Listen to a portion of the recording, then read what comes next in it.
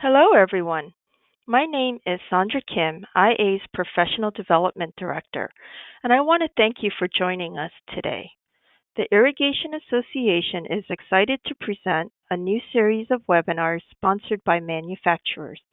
Today's webinar, titled How to Get Expert Irrigation Advice Without Being an Irrigation Expert, will be presented by Lindsay Corporation.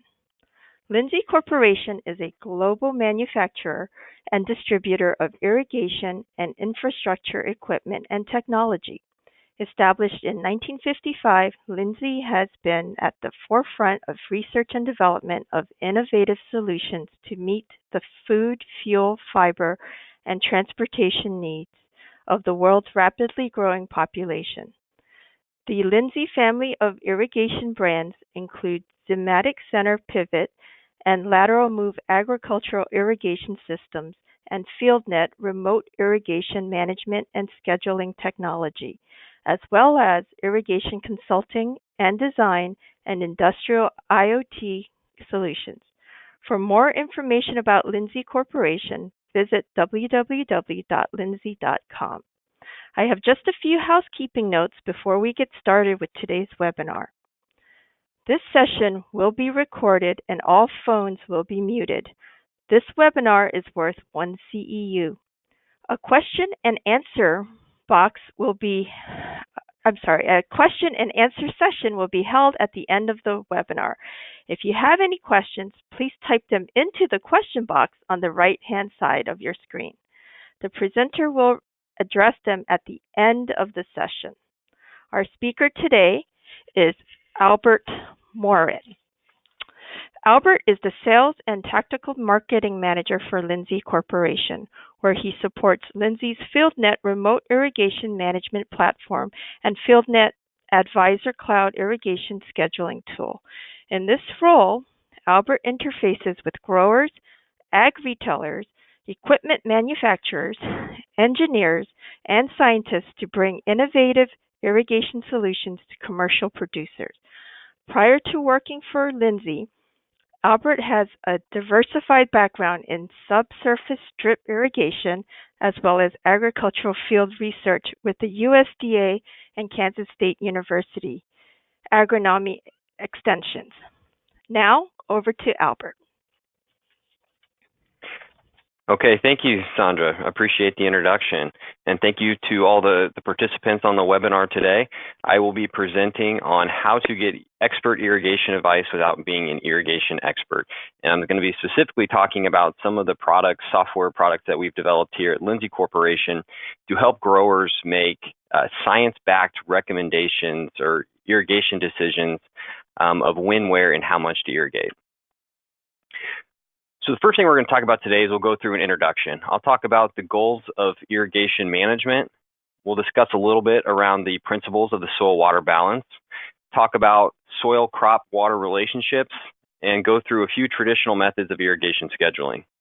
And then from there, what we'll do is we will transition to where I'll be talking about FieldNET Advisor, which is a cloud-based irrigation scheduling product that was developed by Lindsay Corporation. We'll talk about how cloud computing has changed the game. Big data is kind of a buzzword in the industry, so I want to explain what that means and how that benefits growers using cloud-based irrigation scheduling. Talk a little bit about how it works. We'll talk about the FieldNET Advisor recommendations, what it provides growers, how it accounts for variability across the field and between different fields. We'll talk about the integrated systems, mapping yield potential. We'll also talk about variable rate irrigation, and then we'll summarize with the value and the benefits of irrigation scheduling. So as we get started out, the first thing I want to mention here is a German chemist by the name of Justus von Liebig. And Justus von Liebig is known for his law of the minimums that states that yield is proportional to the amount of the most limiting nutrient, whichever nutrient it may be. So this is essentially saying the chain is only as strong as its weakest link. And so when we look at the yield potential of a crop, the highest that yield potential is going to be is when that seed is in the seed container. And as soon as we put that seed into the ground, we are now introducing a host of variables: soil fertility, water management, pest and disease pressure, that can all start whittling away at the maximum yield potential of that seed. And so what we want to do as irrigation managers, and the goal of good irrigation management, is to make sure that water is not our limiting factor, or that water is not our weakest link in the chain. So why is irrigation scheduling important?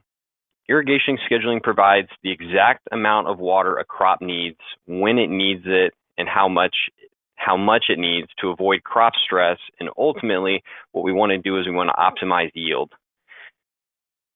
Good irrigation scheduling can also prevent over-irrigation. So any water that we pump that is not necessary or that cannot be used by the crop is just increasing the amount of energy you're using for pumping and increasing the amount of water that you're applying. And so with good irrigation scheduling, we can reduce those energy costs, and we can reduce our water consumption through irrigation. Another benefit of irrigation scheduling is to eliminate leaching of nutrients out of the root zone. So, biomass breaks down, and we add fertilizers and things to help supplement crop growth. Well, if we over-irrigate and we force water down through the profile through a process of depercolation, we're actually drawing nutrients with that water as well, and we're taking it away from where the roots can access it, and it can be used by the plant to down below the root profile. And so we're pulling those nutrients away from where they need to be. And then another thing we do with irrigation scheduling is we want to try to protect ground and surface water from unnecessary pollution. So if we can reduce the amount of percolation and reduce the amount of runoff, then we can help protect water resources. When we talk about irrigation scheduling, I think we need to talk about the soil-water balance. So the soil-water balance is a method of irrigation scheduling, probably the most widely studied, widely used method of irrigation scheduling. And essentially what this is it's the conservation of mass. We're balancing the inputs into the soil profile with the outputs leaving the soil profile. So our inputs, and I'm speaking specifically about water. Inputs into the profile is going to be irrigation and precipitation, so anything that we apply through irrigation or any rainfall that occurs. And then our outputs are going to be crop water usage, or crop ET, evapotranspiration. Also, any losses through runoff or percolation. So essentially what we're doing, conservation of mass, is we're just balancing the inputs with the outputs to determine how much is left at the end of the day that's available to the plant. So we take our beginning balance, we add our inputs, we subtract our outputs, and at the end of the day, that is what's left over that is available for the crop to use to grow. And when we talk about the soil-water balance, it's important to understand the soil-crop-water relationship and what that soil profile and how the plant can interact with that soil profile to extract water for growth. So what we're looking at here, this would be a typical cross-section profile of a place in a field. And we have our two extremes. Number one is saturation that we see at the top. This is the point in which there's enough water in the profile that it fills. There's no air left in the profile. Water's filling every void. And then on the other end of the spectrum, we have oven dry. This is total lack of any water in the profile. So if you were to take a sample of soil, stick it in an oven, dry it, and remove all the water, that would be oven dry. So that's kind of your maximum and your minimum as far as how much water can be in the soil. Now we're going to look at a smaller subset of this, because when we talk about irrigation management, it's important we need to look at what plant available water is, not just how much water this is in the soil, but we need to know how much of the water in the soil is available to the plant. So in this example, we're going to use 100% and 0% of plant available water. At 0% plant available water, this is what we consider the permanent wilting point. So if we allow that soil profile to deplete to the permanent wilting point, that crop is dead and cannot be recovered. So certainly as irrigation managers, we want to stay far away from the permanent wilting point. Anything between the permanent wilting point and oven dry, there is still water in that soil profile, but the plant does not have access to that water. So we call that water that's unavailable to the plant. And since, as irrigation managers, we definitely want to avoid that permanent wilting point, we set a threshold that we call the allowable water depletion, or AWD line. So this is how far are we going to allow that soil water to deplete before we schedule or put additional water in through irrigation.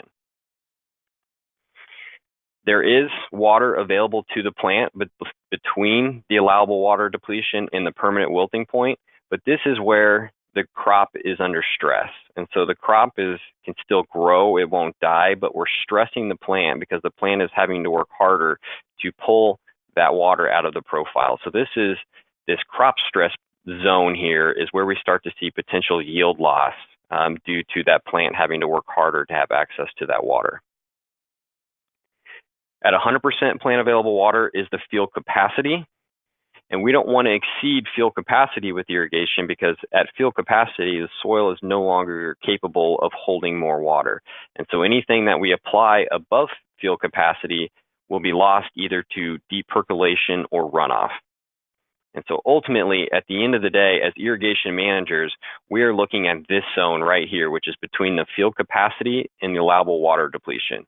So we want to avoid over-irrigation by exceeding the field capacity, and we want to avoid crop stress by allowing the soil to deplete below the allowable water depletion, or AWD line. So this is the subset of the soil profile that we want to manage our irrigation to.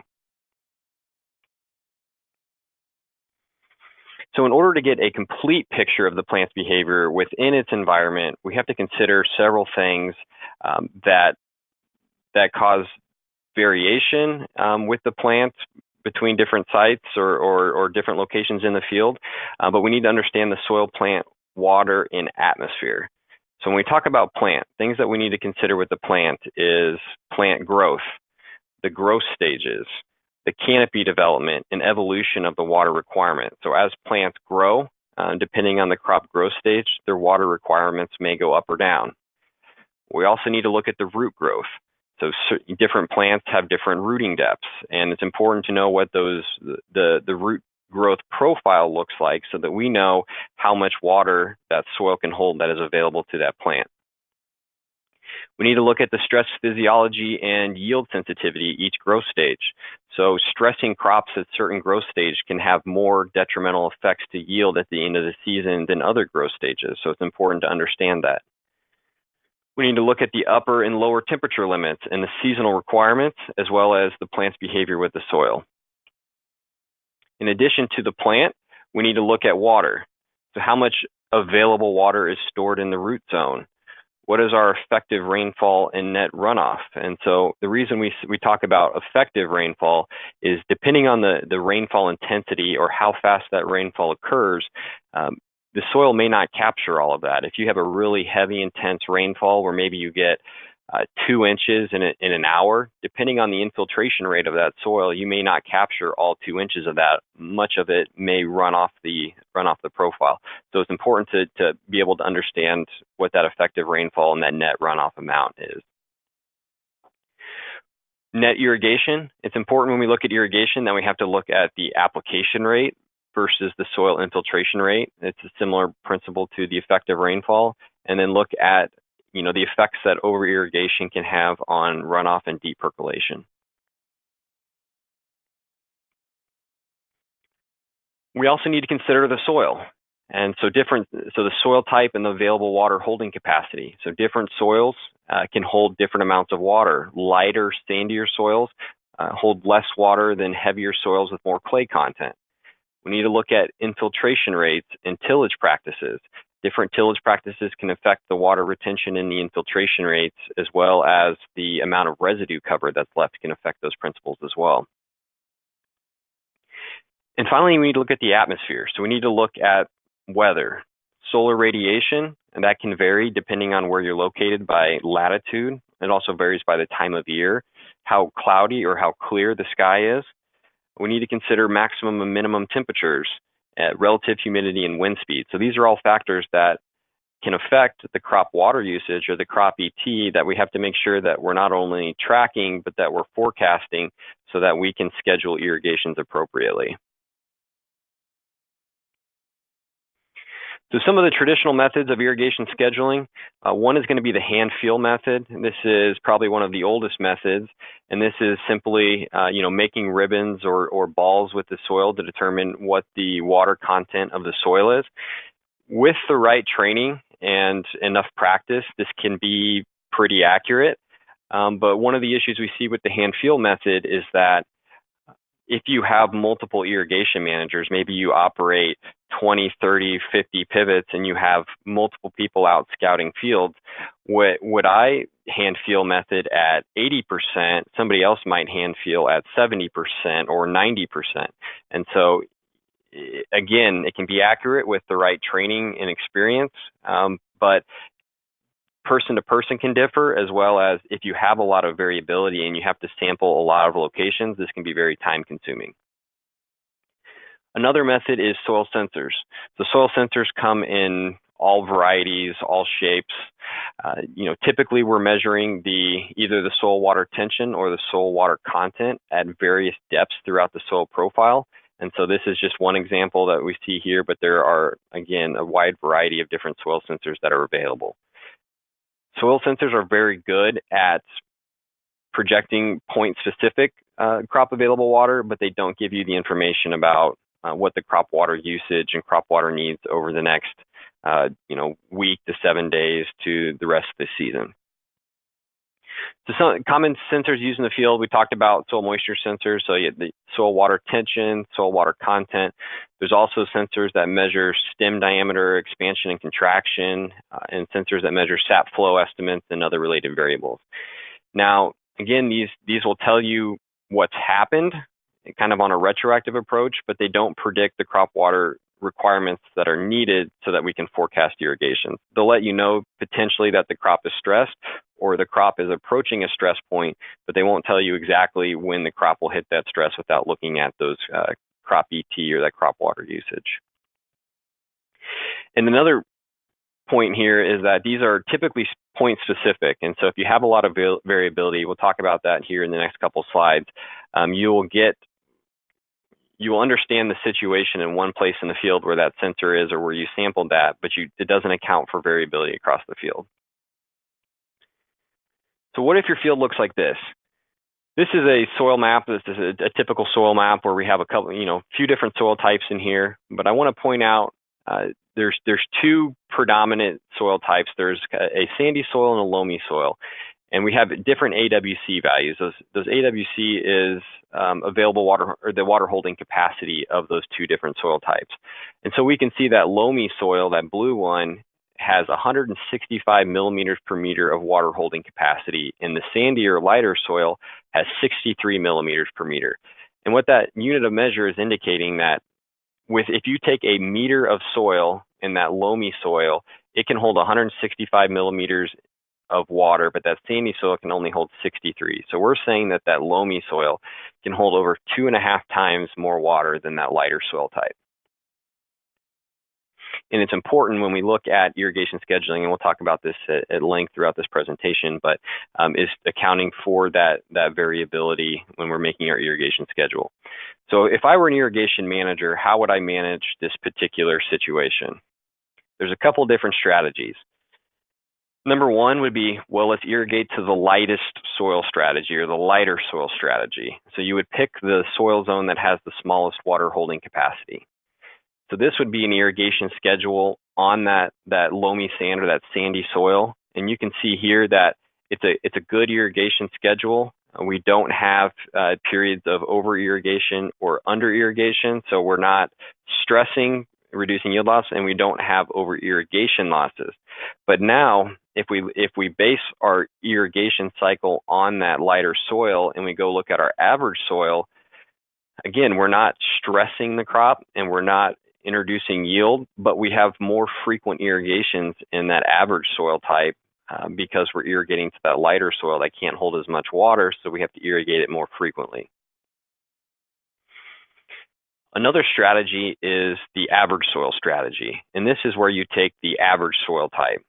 And so in that average soil type, again, we see the perfect irrigation schedule. We have no stress, we have no over irrigation, and we have more frequent irrigations to the entire field, But now let's go back and look at the lighter soil.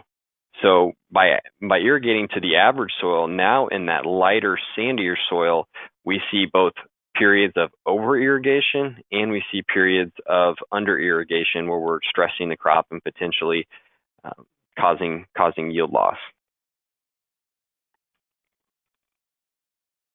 Now, what if your field looks like this? This is the same field, but now we have two different crop types planted on two different dates. And so as these crops mature, their crop water usage values are going to vary. And so your sandy soil on the left half of the field may not have the same water requirements as your sandy soil on the right half of the field because they're at different growth stages and different soil types. So really, if we wanted to do an irrigation schedule for this, we would have to sample both sides in both zones. We'd have to look at the lighter soil, the average soil, the heavier soil, and we have to do it in both the corn and the soybeans to truly get a good picture of exactly what's happening across the field. So now we're going to transition a little bit and we're going to talk about FieldNET Advisor and cloud-based irrigation scheduling. So all of that the lighter soil and the heavier soil and accounting for the variability and doing the soil water balance or the checkbook method of irrigation scheduling, what FieldNET Advisor is going to do is FieldNET Advisor is going to mine all of that information and all of that data, and ultimately what we're going to deliver is a simple science-based recommendation of when, where, and how much water to apply. We talk about big data. You know, and I mentioned earlier, this is kind of a buzzword when you talk about Internet of Things and you know, business becoming more connected. Well, what does that really mean? With FieldNET Advisor, we're going to take into account all of the different soil types across the field. If you have lighter soils, heavier soils, a mixture of the two. Also, if you have multiple crop zones, FieldNET Advisor will take into account multiple crop zones. They can be different crop types. They can be different hybrids of the same crop type. They can be the same type and hybrid, but just have different planting dates. FieldNET Advisor is going to take into account and model the crop water usage for each one of those management zones independently. So it's taking into account the soil variability, the crop variability, and also the irrigation application variability. And so if you're running a variable rate irrigation system that allows you to put down more or less water, FieldNET Advisor is taking that into account, as well as weather and rainfall information. And so if you look at all of this information, the multiple crop types, multiple soil types, the varying growth stages across the field, and that variability with the weather and forecast, it's millions and millions of data points. And so what we do with our cloud-based irrigation scheduling solution, FieldNET Advisor, is we mine that data very efficiently and very quickly to provide you those simple science-based recommendations of when, where, and how much water to apply.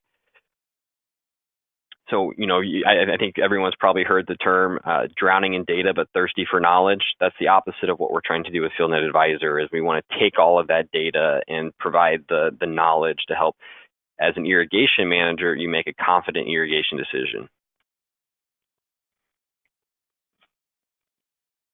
So how does it work? Number one is we're going to pull in a soil map. If you sign up for FieldNET Advisor in the US, we have access to the USDA soil maps. We can also import soil maps if you have your own soil maps. So what we're going to do with those soil maps is we're going to analyze the variation in the soil types and the different water holding capacities across the field. And then we're going to take into account all of the crop information. If there's one crop zone, multiple crop zones, we're going to model the crop growth for all of those types and hybrids independently, and we're going to examine what the crop water usage is for each one of those management zones. And then we're going to model that crop water usage and growth stage, and we're going to combine that with the weather information to figure out exactly what our daily crop water usage is. So I'll go through this graph you see here in more detail here in a later slide.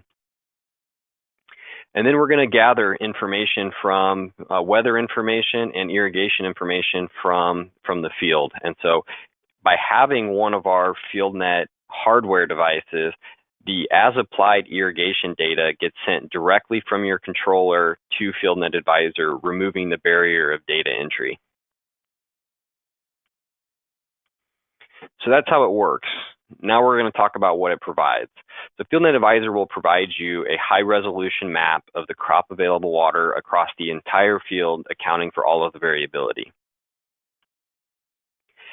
It's going to provide an irrigation recommendation of when, where, and how much to apply. So in this example, we can see that our next recommended irrigation is 1 inch on, in this case, this was on September 24th, 2018, due by the 26th. And we're indicating 7 days until crop stress. One of the benefits of having this integrated system is that FieldNET is aware of how long it's going to take you to apply an inch, and so that's how we're able to calculate what the start date is, because we know we're recommending a 1 inch application. We know how long it's going to take to apply that and when the crop is going to hit the stress point, so that we can give you a very accurate start date. And FieldNET Advisor is going to show you where you've been. And so if we're in the middle of the season, and we'll go through this graphic in more detail as well, but it's also going to show you where you're going. So we actually schedule or forecast irrigations for the entire season throughout the entire year. And then FieldNET Advisor is also going to automatically generate variable rate irrigation plans that are specific to the individual management zone crop water needs. The crop growth model. So one of the things we're going to do with FieldNET Advisor that's a really important piece of this, when we talked about the soil water balance, it was around the crop ET or crop water usage. So FieldNET Advisor is going to be tracking what that crop water usage is throughout the course of the season. So what we're looking at here, this graph, is on the left side is the planting date, on the right side is the relative maturity date. And so you can see the crop water usage varies significantly throughout the season due to the growth stage as well as the weather and climatic conditions. So that's why it's important to be able to track the crop water usage, very, very closely and on an hourly or a daily basis, so that we can best estimate how much water is being extracted out of that profile. And then we'll build an irrigation schedule based on this information for all the different management zones. So what we're looking at here is the top, again, we're looking at a complete season of irrigation information. So the left axis is going to be your planting date, and the right axis is the relative maturity. You'll notice there's this line that looks like a heartbeat. That heartbeat line is indicating what our crop or what our projected or modeled available water is throughout the field throughout the entire season. So everything shaded in gray is what's occurred until now, and then where the line splits into the dashed line and the dotted line, this is our projections moving from today forward. The top dark blue line is what we call the field capacity line. So anytime we see the spikes that go above the blue line, that would indicate that we have exceeded field capacity and we're possibly exposing that field to a leaching or a runoff event. Now, early season with some early season rainfalls, especially in the spring, sometimes this is unavoidable. But what we want to try to do is we want to make sure that the light blue spikes that you see on the bottom, which would indicate irrigation, we don't want to see our irrigation events exceeding field capacity. We want to stay underneath that field capacity line. The brown line at the very bottom is the permanent wilting point, which would, again, if our available water ever drops below that, then the plant is dead. The red line is our crop stress line. So you can see where the line kind of splits is right there on the red line. So the dashed line that continues on below the red line, that would be what FieldNET Advisor is projecting as our available water if we did not irrigate for the rest of the season. So basically what we're saying here is if we do not irrigate for the rest of the season, we are going to be in crop stress starting today, almost through maturity. Now the dotted line is our irrigation schedule. So you can see all of the individual events that we're scheduling and how it affects the available water. We're replenishing that soil to keep it away from that stress line. And then we also have a safety buffer and a refill buffer that we'll talk about a little bit here in the next slide. One of the really powerful features of FieldNET Advisor is just the interface and how easy it is to use. So we're providing here, this is sort of, think of it as a fuel gauge for your car. Anytime the fuel gauge is in the red, we're indicating that we are stressing that crop. There's not enough water in the profile that the plant is going to have easy access to. So we are stressing it and we are potentially causing yield. So what we do is we build in this safety zone, and as an irrigation manager, FieldNET Advisor allows you to adjust how big or how little this yellow zone is. But essentially what the safety zone will do is it's setting our lower limit. So you can say, as an irrigation manager, I don't want to irrigate off of crop stress because for any reason, maybe I have system downtime or maybe I go on load management. Depending on the crop, if we irrigate off of stress, then any downtime may account to additional time in that stress period, and that's what we want to avoid. So we give users the ability to set a safety buffer in there that allows them to start irrigations off that safety buffer to not allow it to deplete all the way to the crop stress line. And then green is going to be your optimal watering zone. So we are not approaching stress and we're not yet at fuel capacity. So this is where we like to keep our available water throughout the course of the season. We also have an overwatering warning. So this is a light blue. Again, as an irrigation manager, you can adjust this value up or down to make that zone bigger or smaller. But essentially what this is going to do is if you see that you're in that light blue, you may want to think about stopping irrigation because there's a chance that any additional water you apply will exceed that fuel capacity line and cause a runoff or a percolation event. And then we have the dark blue, which is your anything fuel capacity and above. So if we're in that dark blue color, then we're projecting that we are most likely inducing a leaching, a deep percolation, or runoff event.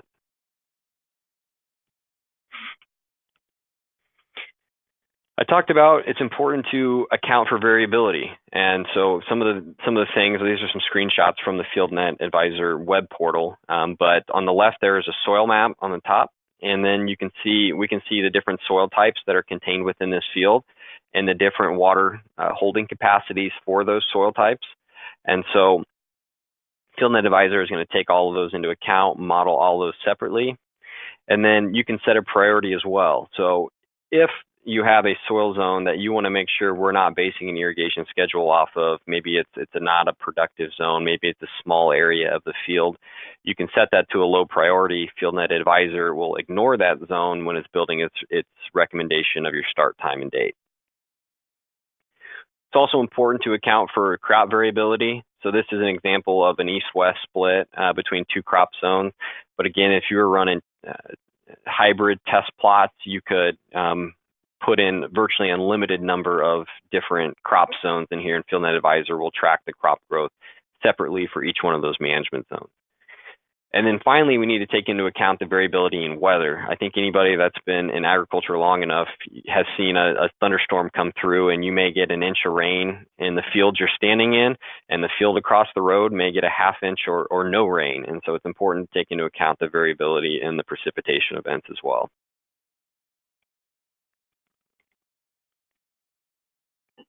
Talked a little bit about integrated systems, and the beauty of FieldNET and FieldNET Advisor paired together is it's all under one platform. So you can see your irrigation equipment and the status of that irrigation equipment, but not only can you see the status, you can see how that irrigation cycle is updating your map of your available water. So in this case, we can see as that machine is going around, it's filling in that little green wedge behind it. So it gives you a good indication that the irrigation that you applied is getting you into the zone that you want to be in and not causing over or under irrigation. And this is all available in near real time. One other thing that we're going to do with FieldNET Advisor is we're going to map yield potential. So we will have our yield loss to date. So based on how long we spent in crop stress and the growth stage the crop was at when it entered that stress period, we're going to be modeling what we project is yield loss due to water. So we will show yield loss to date. We'll also show yield loss with irrigation. So in this case, we're saying this is where we're at today. If we continue to irrigate, this is what we're projecting our yield loss will be due to water management. And then we also show what the yield loss will be without irrigation. So this is a tool for growers if they want to, help them build or make decisions financially, because you may, when it comes to the end of the season, the cost of making that irrigation pass or applying that water to the pumping costs may exceed the reduction in yield that you would see from not irrigating. So we provide all three: yield loss to date, yield loss with irrigation, and without irrigation to help growers make those decisions.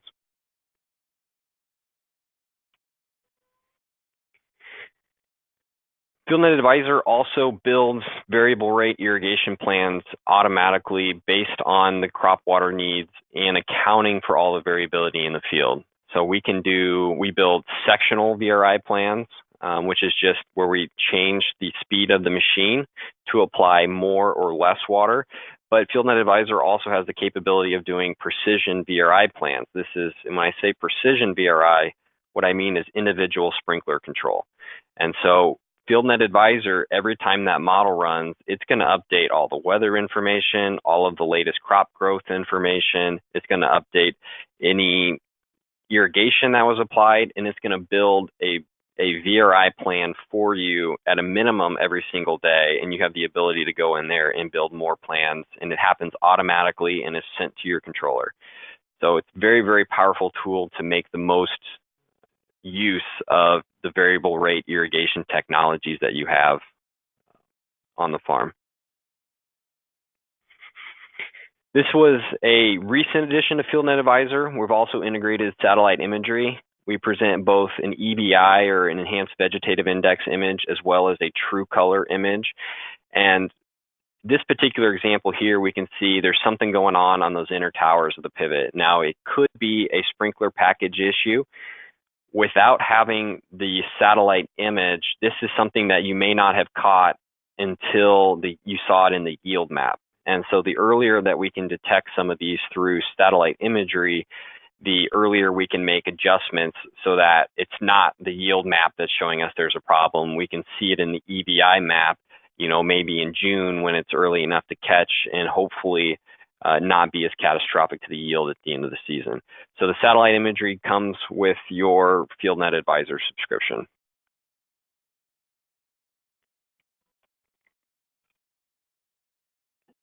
I talked a little bit earlier. When I interview, I spend a lot of time talking to growers, and when we talk about agricultural and irrigation technology, I think one of the biggest hurdles that always comes up is the barrier of data entry. And the data entry barrier is, this is great, but if I have to spend a lot of time plugging the information into these tools, then I just don't have the time to do that. And so having these integrated systems with your controller feeding as applied irrigation data back to FieldNET Advisor removes that barrier and makes the technology much easier to use, and it makes it so it's actually saving you time versus costing you time. So that irrigation data is going to come off your system. It's going to be geospatially referenced with GPS, and it'll be timestamped so we know exactly where and how much water was applied. So I'll back up one slide here. All of our Zematic pivots with Zematic controllers come with FieldNET on board. And so this ability to pass that information over to FieldNET Advisor just comes natively in our Zematic controllers. But we also have a series of retrofit options. I won't get into a lot of detail here, but you can check out our website at myfieldnet.com. You can find more information on these products. I will highlight quickly, we did just release a new product about a month ago now called the FieldNET Pivot Watch. And the FieldNET Pivot Watch is unique in that it's a low-cost, monitor-only solution. It'll work with all brands of electric and hydraulic center pivots. It doesn't have any control. It monitors only, but what this will do is it will just strap onto the system in a few minutes. It's got a battery that gets recharged by a solar panel, and it will track that as-applied irrigation data as it moves around the field, and then that data will be available in FieldNET Advisor. I talked about the user-friendly interface. This is just a few pictures of what the interface would look like. From the dashboard, you can see that you can not only see your water usage, but you can also see, you also have the ability to control your equipment. So you can see that that map there is your available water, and then your irrigation recommendations are below it, but then you also have the ability to start, stop, and act on those recommendations. So again, the integrated system. I want to quick talk about a quick side-by-side comparison. So what we're looking at here is the top row, or the top graph is what we're modeling through FieldNET Advisor.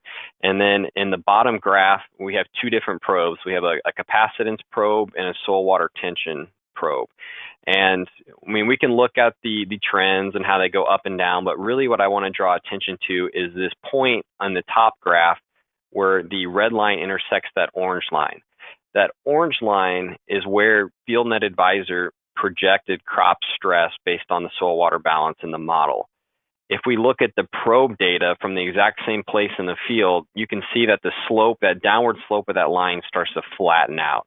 So if you were looking at the probe data, that would be an indicator of crop stress. And so what we're showing here is that we can very accurately model crop stress without having to install in-field sensors.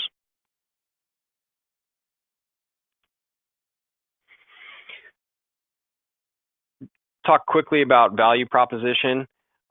This is one example that we did. We had two fields. We had a control field and a FieldNET Advisor field.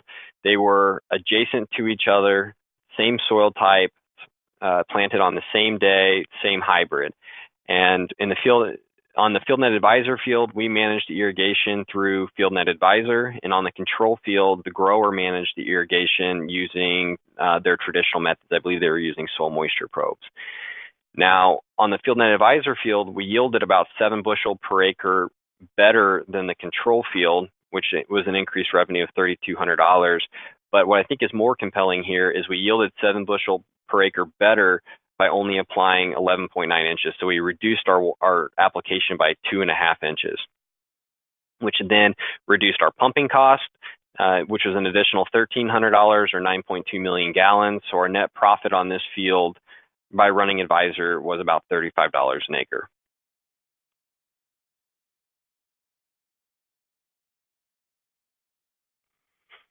FieldNET Advisor is currently on over 25 crops. And these are just some of the supported crops that are available. You'll see there's most of the most common row crops and a few specialty crops in here as well. We're constantly working on building out new crop models. If you have ideas for additional crops that we may not have, we'd love to hear it.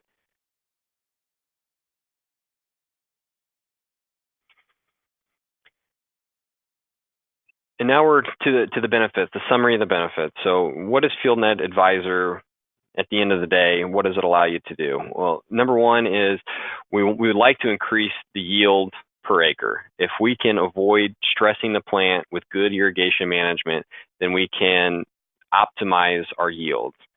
We also would like to reduce the applied water per season. So reducing the water application reduce costs. It has the potential to reduce leaching of nutrients, so you can reduce your input and fertilizer costs, and then it can also reduce your pumping costs by reducing the energy required to pump additional irrigation water. And really at the end of the day, what this all comes down to is FieldNET Advisor is trying to provide you with science-based recommendations so that when you pull up the system and you want to start your irrigation, you have data and information that is available to you so that when you hit that start button, you feel confident that that was the right irrigation decision to make that's going to help you be the most profitable, raise the best crop using the least amount of inputs. And so really it's that building confidence and giving you the peace of mind by providing information, lots of information to you, but in a very easy to digest format. And just real quick, wanted to say thank you. And if you want to learn more about our FieldNET products and services, I encourage you to reach out to your local Zematic dealer. You can contact FieldNET directly through one of the channels listed below. We have an 800 number. You can also email us, FieldNET at Lindsay, visit our marketing website, myfieldnet.com, or visit us on Twitter at FieldNET. Thank you. Thank you, Albert. We have a few questions from the audience. The first is, does FieldNET Advisor work for different irrigation methods besides center pivot? Yeah, so right now we're only providing data to the FieldNET Advisor model through center pivot, so our FieldNET equipment that goes on center pivot irrigation.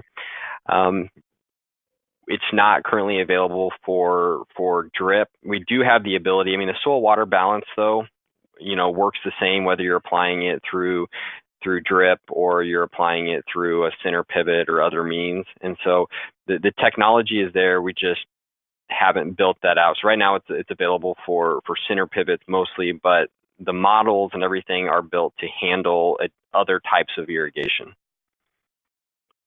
Okay, thank you. The second question is, how do you measure the actual water content of the soil?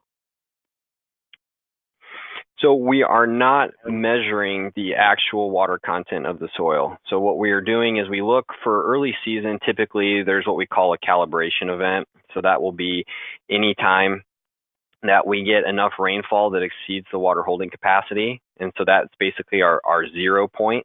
And then from there, we're using the soil water balance and the crop water usage to determine how much water we're extracting from that soil. And then we're measuring how much water is coming in from irrigation and rainfall to get the in balance. Now, we do have the ability, if we don't get a calibration event or for whatever reason, we do have the ability, you can manually put in an available water measurement, and then the FieldNET Advisor model will correct based on the user entered measurement. Okay, great. The next question is it worth starting mid-season for growers, or should they wait until next season? There's a part 2 to this as well. Is it possible to add historic irrigation data? Yeah, I think it's certainly worthwhile to start mid-season. I think where we see the most potential for water savings is at the end of the season. I think what we find is that growers sometimes will apply 1 or 2 irrigations late in the season that weren't necessary. There was enough water stored in the profile that they had enough to carry them all the way through maturity. And so really, I think the biggest potential for water savings is at the very beginning of the season and at the end of the season. And for the as-applied irrigation data, is if a FieldNET device has been on that system for the whole year, then we can go back and retroactively, it'll automatically pull in the as-applied data from that FieldNET device. Now, if this is maybe it's a new FieldNET device and a new FieldNET Advisor subscription, then what we would do is we don't have that history of the as-applied irrigation data. We can manually put that in, which is an option if you want to start middle of the way through the season. But if it did have a FieldNET device on it already, then we will retroactively pull all of that data across into our model. So you can actually start the model on day 1 of the season, or you can start it at the end of the season. It will still model and track everything based on observed conditions. Okay, great. The next question is, are you modeling a crop, say corn, as corn, or is it variety specific? Yeah, so we capture different varieties in the model, and what we're doing with those different varieties is we're just filling in what the GDUs to maturity and the growing days are. And so when we're modeling corn, and you select your variety, what it's going to do is it's going to autofill the GDUs to maturity, and it's going to autofill the days. So if it's 110-day corn, we're going to pull that information in. But then the variety-specific differences beyond those 2 variables, there's no variety-specific differences. Okay.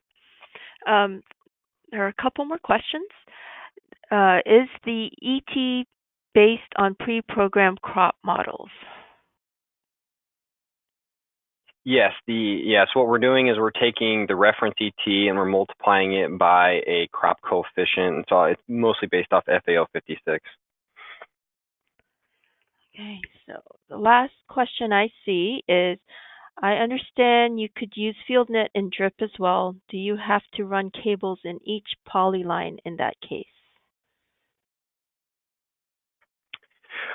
We do. FieldNet does have a drip controller, the multi-control, and for that again the soil water balance methodology, kind of the backbone of FieldNet Advisor, isn't any different for drip. We're not currently going zone specific for your irrigation data and auto importing that into FieldNet Advisor. I'm not sure that answers the question, but you wouldn't have to run.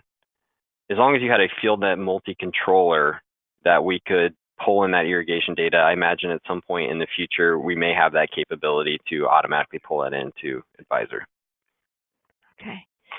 How do you deal with irrigation mishaps like over-irrigation, which happened accidentally? Yeah, so FieldNet Advisor is just going to recommend an irrigation schedule. Now, if you over-irrigate, it will capture that you over-irrigated and it will let you know, but it's going to provide that recommendation, and if you choose not to follow it and it causes an over-irrigation, it will capture that and it will show you that there was a point there where we exceeded field capacity, but it won't try to prevent you from doing so, because ultimately as an irrigation manager, we're just trying to provide science-based recommendations. We leave it up to the irrigation manager to make the final decision whether or not to run. Okay, great. I don't see any more questions. If anyone else has a question, please feel free to type it into the question box on the it should be on the right-hand side of your screen. While we're waiting for any other questions, Albert, do you have any final comments you'd like to make? Yeah, I just wanted to say, appreciate the opportunity. FieldNet Advisor, the cloud-based irrigation scheduling is a really good tool. It's been out for over 3 years now. We've had a lot of commercial success with it. Growers are very happy with the tools and the recommendations that it provides. We have monitoring solutions for all brands and types of center pivots, electric and hydraulic. And so, if you're interested in FieldNet Advisor, please reach out to us at FieldNet here or Lindsay, or reach out to your local Zmatic dealer and they'd be happy to set you up. Okay, well, thank you very much. If there are any other questions, we will capture it and you can send it to education@irrigation.org, and I'd be happy to forward it to the appropriate person. We are out of time, and I'd like to thank everyone for attending and to check out our website for upcoming webinars during the year. A big thanks to Albert for sharing his knowledge with us today. Thank you to Lindsay Corporation for sponsoring today's webinar. Have a great day, everyone. This concludes our webinar.